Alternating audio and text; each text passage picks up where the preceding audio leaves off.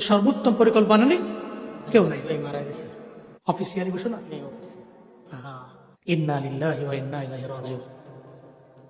আমরা একজন কিংবদন্তি হারালাম, হাদি ভাই।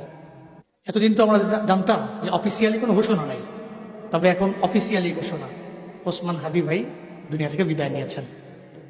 আল্লাহ পাক তার জিন্দেগির সমস্ত গুনাহগুলোকে মাফ করে, তার জিন্দেগির সমস্ত গুনাহগুলোকে মাফ করে আল্লাহ তাকে একজন আউলিয়ায়ে কেরাম যারা এদের অধীনস্থ করে, যারা দেশের জন্য লড়ছেন, দোষীর জন্য লড়েছেন, আল্লাহ এই মানুষগুলোকে মাফ করে জান্নাতুল ফিরদাউসের আলা মাকাম বানিয়ে দেন।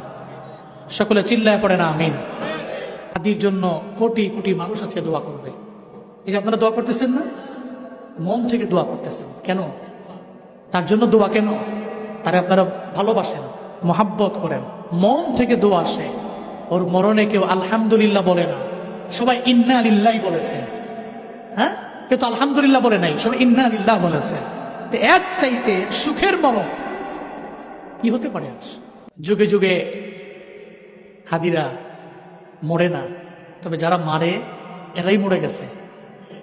এত মইরা গিয়ে বাইচে গেছে।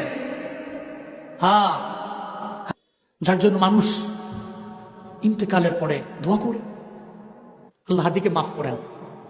আরো জোরে পড়ে না আমিন।